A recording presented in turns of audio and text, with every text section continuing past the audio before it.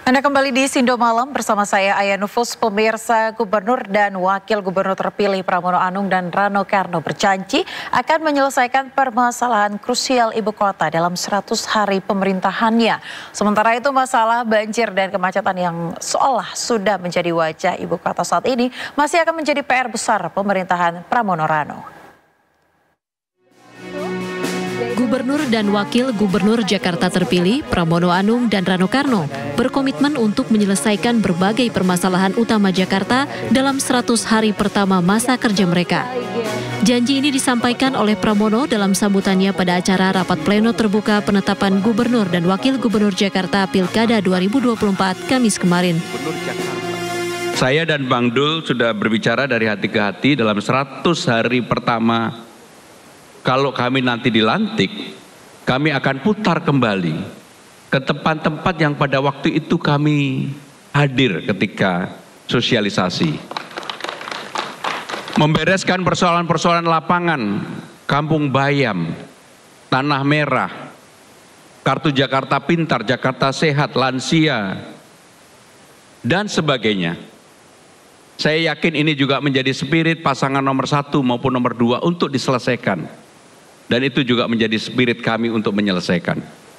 Sehingga dengan demikian, inilah yang akan kami lakukan secara sungguh-sungguh untuk menyelesaikan berbagai persoalan yang ada di lapangan.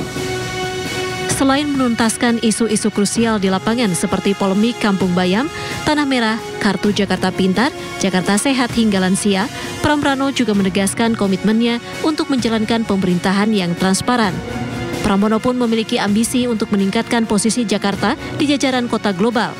Saat ini Jakarta berada di peringkat ke-74 dari 156 kota global.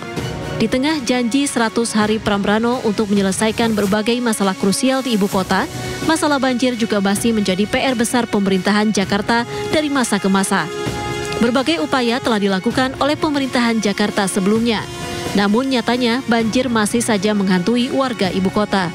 Tidak hanya banjir, masalah kemacetan yang kini seolah menjadi wajah ibu kota juga menjadi PR pemerintahan Pramono ke depan. Pemindahan minat warga untuk menggunakan transportasi umum belum juga maksimal. Pengamat tata kota Yayat Supriyatna menyebut, jika integrasi layanan transportasi yang belum maksimal menyebabkan warga enggan pindah menggunakan transportasi umum. Jakarta sudah cukup baik, penataan transportasinya itu khususnya angkutan umum sudah hampir mencapai 80% dengan sistem layanan feeder Jaklingko yang sangat efektif. Tetapi pertanyaannya, mengapa begitu bagus pelayanannya, tapi penggunaan atau perpindahan dari kendaraan pribadi ke angkutan umum tidak maksimal? Mungkin salah satu adalah pada integrasi layanan yang belum termaksimalkan. Contohnya apa? Integrasi antara angkutan dari luar kota dengan sistem yang ada di dalam Jakarta, khususnya antara KRL dengan sistem yang sudah terintegrasi secara tarif maupun moda, yaitu LRT, MRT, dan Transjakarta yang ada yang sudah dibangun. Gubernur terpilih Pramono Anung melihat sistem transportasi Jakarta sebagai masalah yang pelik. Sehingga dalam sektor transportasi Pramono memiliki subprogram terbanyak di antara program lainnya. Namun demikian, sejumlah ahli menilai jika sistem transportasi Jakarta sangat sulit dibenahi. Janji Pramono untuk memaksimalkan integrasi transportasi dengan daerah sekitar disebut akan menemui kendala dalam menjalin kerjasama dengan pemerintah daerah sekitar Jakarta. Mampukah pemerintahan Pramono mengatasi berbagai masalah pelik Jakarta dalam 100 hari masa pemerintahannya? Usai ditetapkan sebagai Gubernur dan Wakil Gubernur Jakarta terpilih, Pramono Rano membentuk tim transisi pemerintahan.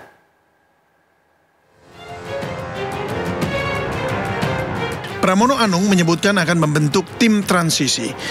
Dan tugas dari tim tersebut akan mengkoordinasikan permasalahan Jakarta agar usai dilantik nanti, Pramono Rano bisa langsung bekerja. Saya dan Bang Dul karena pelantikannya mungkin bisa 1 bulan atau 1,5 bulan atau 2 bulan. Karena ini sekarang kewenangan sepenuhnya ada di pemerintah pusat, ada di Bapak Presiden dan Menteri Dalam Negeri. Tentunya kami akan menunggu apa yang menjadi keputusan tersebut. Sambil menunggu itu saya akan menyampaikan kepada saudara-saudara sekalian sekaligus sebagai apa yang pernah saya sampaikan bahwa akan ada tim transisi pemerintahan yang sifatnya adalah menyiapkan, bukan memutuskan, menyiapkan peralihan atau transisi pemerintahan supaya nanti begitu pelantikan saya dan Bang Dul bisa langsung bekerja. Nama-nama yang kami pilih adalah merepresentasikan apa yang membantu saya selama ini, apa yang membantu Bang Dul, dan orang-orang yang bekerja secara profesional. Bahkan ada beberapa nama yang kemudian saya secara khusus mengajak diskusi untuk mengetahui bagaimana kemampuan dan sebagainya. Dan berikut susunan lengkap tim transisi Pramono Rano. Ketua tim transisi dipercayakan pada Imam Mahdiah yang juga legislator DPRD Jakarta. Imam memimpin koordinator operasional Emir Kresna, koordinator komunikasi Ciko Hakim, didampingi sekretaris Beno Muhammad Ibnu. Dalam tim transisi ada 5 orang tim bidang teknis, yaitu bidang sumber daya manusia M. Syafruddin, bidang perencanaan Mangata Toding Alo, bidang keuangan Justinus Prastowo, bidang infrastruktur John Odius, bidang teknologi informasi Yunarto Wijaya. Sementara itu tim bidang kebijakan juga ada 5 orang. Mereka adalah bidang kebijakan publik Nirwono Yoga, bidang kebijakan ekonomi Agus Haryadi, bidang kebijakan sosial budaya Dedi Wijaya, bidang kebijakan lingkungan hidup Profesor Firdaus Ali, dan bidang kebijakan kesehatan Charles Honoris. Sementara itu tim pendukung Wakil Sekretaris Desa Pridini dan Asisten Data dan Komunikasi Mandira Biena Elmir. Tim Liputan iNews melaporkan. Kita ke informasi lainnya, pemirsa. Komisi Pemilihan Umum Jawa Barat menetapkan pasangan Deddy Mulyadi dan Erwan Setiawan sebagai Gubernur dan Wakil Gubernur Jawa Barat terpilih. Pasangan Deddy Erwan memperoleh suara sebanyak 14.130.192 suara atau unggul 62,22%.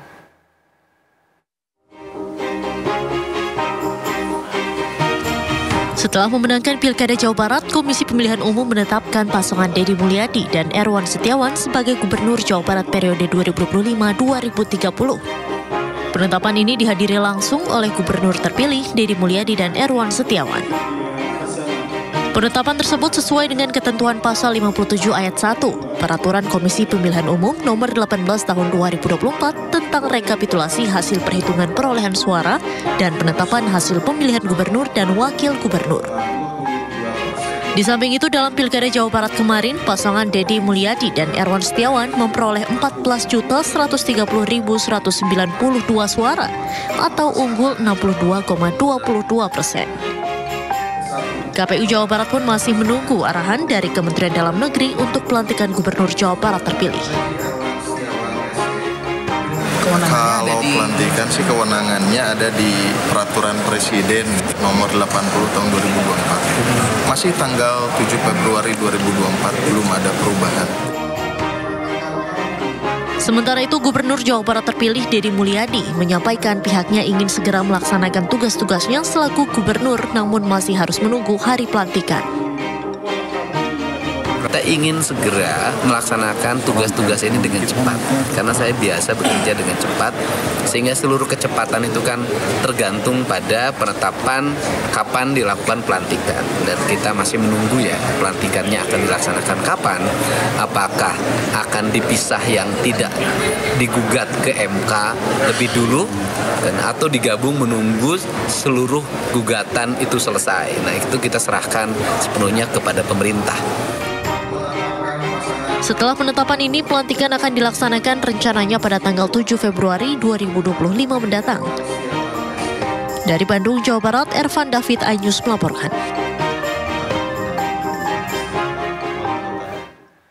Ya, pemirsa, Komisi Pemilihan Umum menggelar rapat pleno penetapan gubernur wakil gubernur terpilih untuk periode 2025-2030. Koster Giri ditetapkan sebagai gubernur wakil gubernur Bali terpilih, sementara Andra Dimyati ditetapkan sebagai gubernur wakil gubernur Banten terpilih.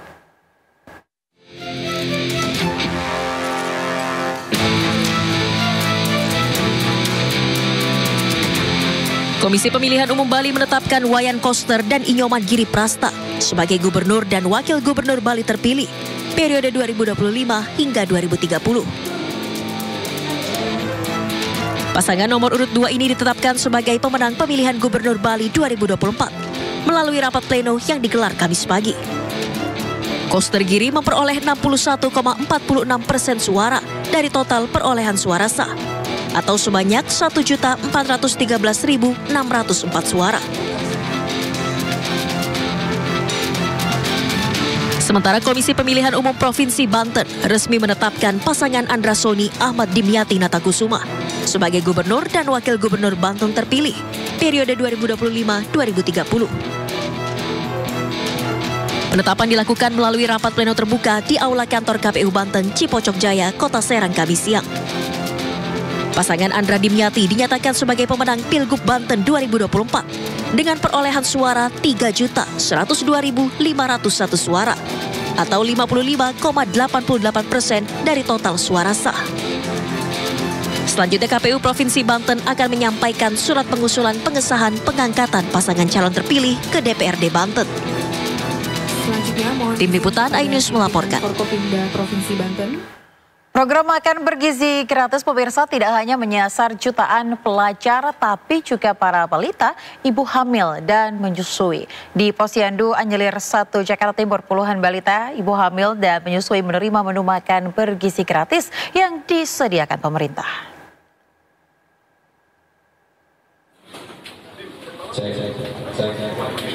Menu makanan bergizi gratis ini didistribusikan oleh Satuan Pelayanan Pemenuhan Gizi Khusus Yayasan Rumah Aksi Inspirasi Ciracas, Jakarta Timur. Dalam pelaksanaannya, Wakil Menteri Kependudukan dan Pembangunan Keluarga Isyana Bagus Oka ikut memantau pembagian makan bergizi gratis bagi ibu hamil dan menyusui di Posyandu Anjelir 1 Jakarta Timur. Hadirnya program makan bergizi gratis ini diharapkan dapat menunjang gizi dan kesehatan generasi penerus bangsa.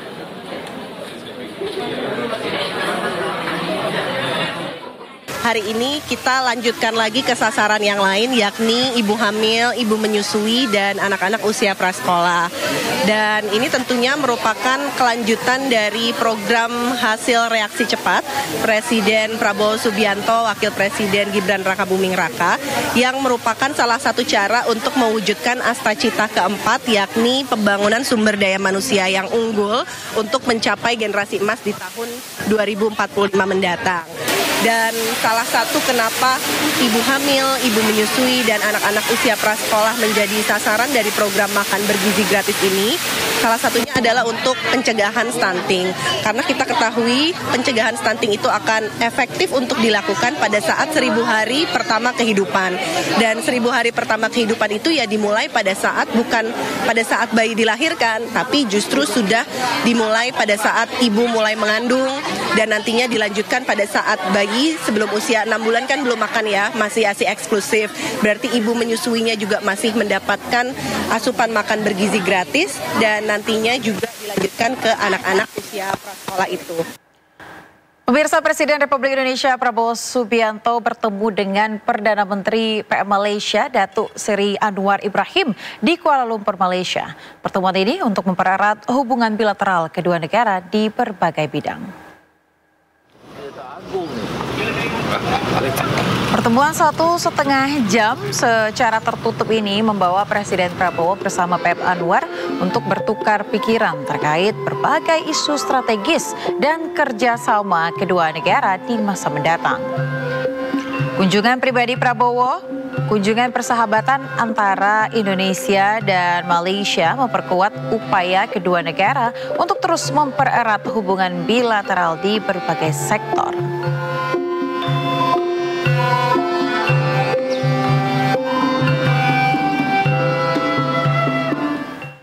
Patrick Kluivert dijadwalkan tiba di Indonesia pada 11 Januari 2025. Informasi olahraga kami hadirkan sesaat lagi, tetaplah di Sindo Malam.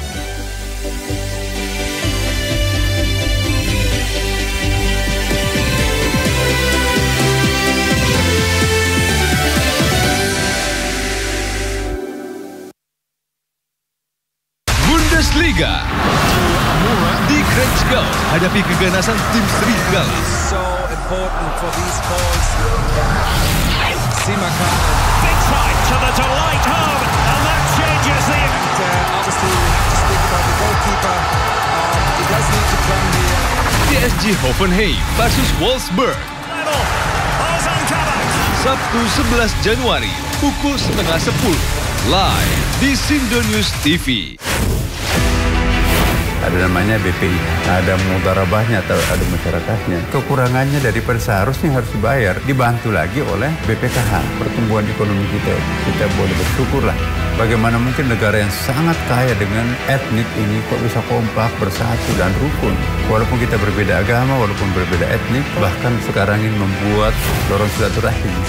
Jangan lewatkan One on One jam 9:30 malam di Sindo News TV. Sumber dari berbagai sumber berita aktual. Sumber informasi, sumber inspirasi. Dari acara deklarasi tersaji lugas, tegas, dan berkelas. Hasil gelar perkara. Semuanya lengkap di sini. Sindo News TV, Beyond Headlines. Liga 2 2024. Laskar Kalinyamat menantang The Guardian, sang pemuncak klasmen.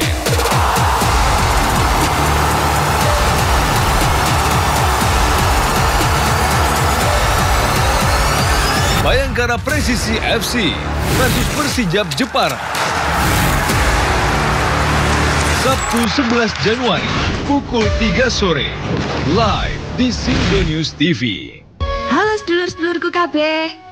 Saiki awake dhewe bisa mirsani tayangan-tayangan swasana budaya Jawa ing Hanacaraka TV. Kulineran otentik khas Jawa dan enak tenan. Liputan warta lan info paling anyar.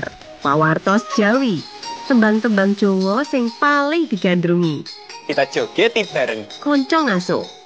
Cerita-cerita legenda saka lemah Jawa. Cerita Jawa, ludruk kang ngundang geguyu.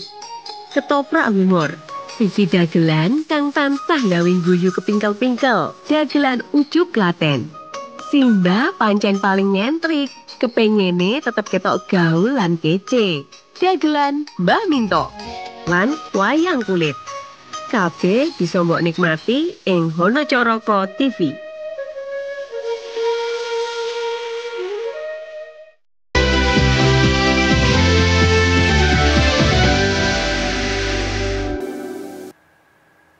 Terima kasih Anda masih di Sindo Malam bersama saya Aya Nufus. Pemirsa, Patrick Kluivert dijadwalkan tiba di Indonesia pada 11 Januari 2025. Ketua Umum PSSI Erick Thohir menyebutkan pelatih baru timnas tersebut bakal diperkenalkan ke publik pada Minggu 12 Januari 2025 mendatang. Agenda kedatangan Patrick Kluivert bersama timnas Indonesia dibocorkan Ketua Umum PSSI Erick Thohir. Kluivert bakal diperkenalkan ke publik pada Minggu 12 Januari 2025 mendatang.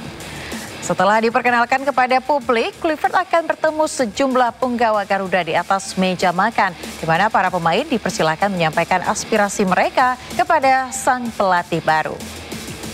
Patrick Kluivert diikat kontrak 2 tahun oleh PSSI dengan opsi 2 tahun perpanjangan. Ia diharapkan bisa membawa skuad Garuda ke Piala Dunia 2026 di Amerika Serikat, Meksiko, dan Kanada.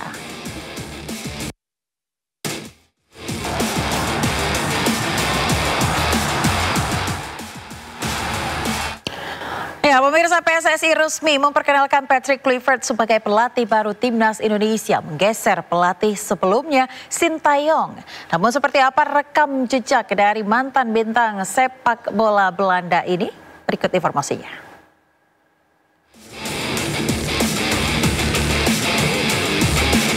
Masuknya Patrick Kluivert dalam jajaran penting atas kemenangan dunia sepak bola Indonesia, sayang tidak mendapat sambutan positif dari sebagian besar penggemar bola Indonesia.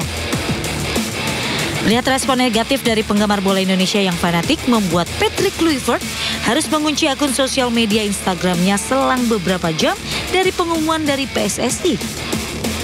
Kolom komentar pun tampak dibatasi untuk mengantisipasi serangan komentar pedas netizen. Belum diperkenalkan kepada publik, tagar Patrick Kluivert out pun ramai di media sosial X. Patrick Stephen Kluivert adalah legenda timnas Belanda. Pada eranya dia merupakan striker terbaik Belanda yang berduet bersama legenda Dennis Bergkamp di Piala Dunia 1998 dan sukses membawa ke posisi 4 besar. Sejumlah klub papan atas Eropa pernah dibelanya seperti Ajax Amsterdam, AC Milan, Barcelona, Valencia hingga Newcastle United. Setelah pensiun sebagai pemain pada tahun 2008, pemain kelahiran Amsterdam 1 Juli 1976 tersebut langsung merintis karir sebagai pelatih. Dia memulai sebagai asisten pelatih di AZ Alkmaar, Nijmegen, Dresden Roar. Kluivert juga pernah menjadi asisten pelatih Louis van Gaal di tim nasional Belanda yang meraih peringkat ketiga pada Piala Dunia FIFA 2014 di Brasil. Pada tahun 2015, Kluivert ditunjuk sebagai pelatih kepala tim nasional Curaçao untuk kualifikasi Piala Dunia FIFA 2018 dan kualifikasi Piala Karibia 2017. Sebelum ke Indonesia, dia menjadi pelatih klub Turki Adana Demirspor. Selain itu, Kluivert juga pernah menjabat sebagai direktur Akademi FC Barcelona. Ditinggal Sinteyong, Patrick Kluivert langsung mengisi kursi kepelatihan timnas. Dikutip dari media Belanda, Kluivert menyampaikan rasa terima kasih kepada pendahulunya Sinteyong.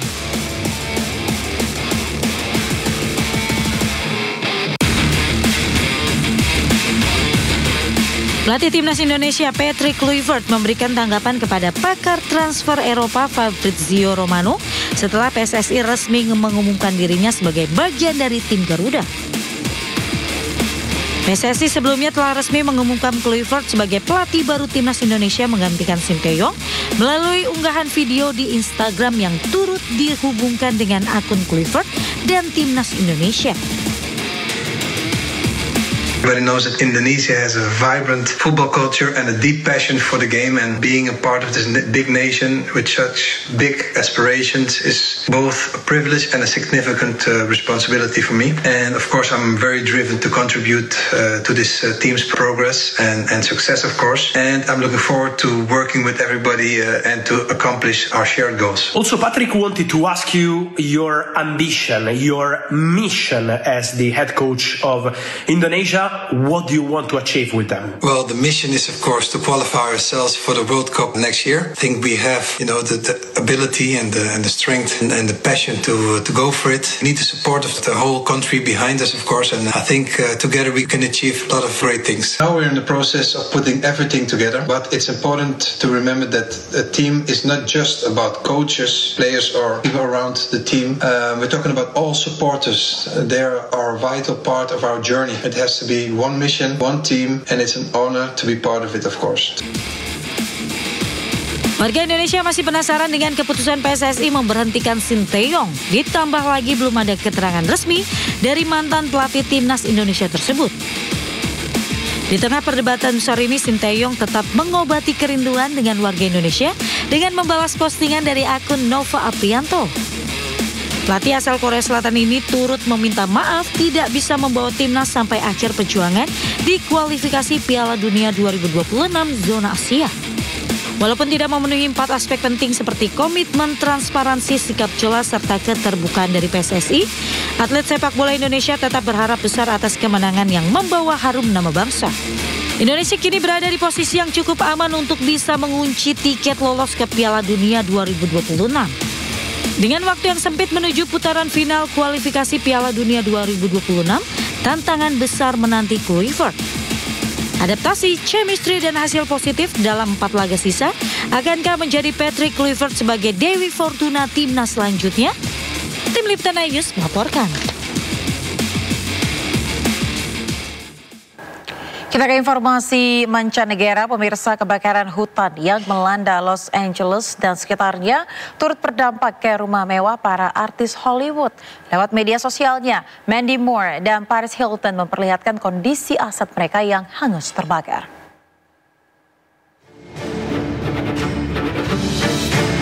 Artis sekaligus penyanyi Amerika Serikat Mandy Moore menjadi salah satu warga yang rumahnya terdampak kebakaran hutan Los Angeles. Moore memperlihatkan suasana di kediaman keluarganya di Altadena, California hangus terbakar. Lewat media sosialnya, Moore menceritakan TK tempatnya bersekolah dulu dan restoran favoritnya juga habis terbakar. Moore juga membagikan kondisi rumah keluarganya yang meski bangunan rumah masih berdiri, kondisinya memprihatinkan. Bangunan utama rumah masih berdiri, namun garasi dan studio musik milik suami Moore beserta peralatan di dalamnya terbakar habis. Ia juga menyebutkan teman-teman terbaiknya turut menjadi korban dalam musibah ini. Tak hanya Mandy Moore, artis Paris Hilton juga terdampak kebakaran yang melanda Los Angeles. Rumahnya yang senilai ratusan miliar rupiah itu hangus terbakar. Lewat unggahan media sosialnya, Paris Hilton memperlihatkan rumahnya yang berada di Malibu tinggal puing-puing meski ada sejumlah bangunan yang masih berdiri. Paris pun curhat bahwa rumahnya tersebut penuh dengan kenangan dengan keluarganya, termasuk putranya yang baru berusia 23 bulan, Phoenix, yang belajar berjalan di rumah tersebut. Diketahui rumah Paris Hilton yang berada di tepi pantai Malibu itu bernilai sekitar 136 miliar rupiah. Lebih lanjut, Hilton turut berduka, khususnya kepada para korban yang mengalami nasib kehilangan tempat tinggal seperti dirinya akibat kebakaran.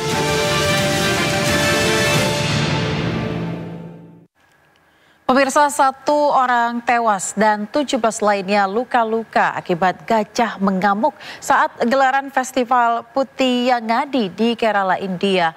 Video peristiwa ini viral di media sosial. Rekaman video yang beredar memperlihatkan 1 dari 5 ekor gajah di festival Putiyangadi tiba-tiba mengamuk dan menyerbu orang-orang yang hadir dalam festival yang digelar di distrik Malappuram pada 7 Januari 2025. Meski pawang gajah mencoba menenangkan, tapi salah satu gajah tetap mengamuk. Gajah yang mengamuk mengangkat salah satu penonton hingga akhirnya terlempar. Korban akhirnya meninggal dunia meski mendapatkan perawatan di rumah sakit. Tidak hanya pemirsa, diperlukan waktu 2 jam dan beberapa laki-laki untuk merantai gajah ke tiang agar kerusakan tidak berlanjut.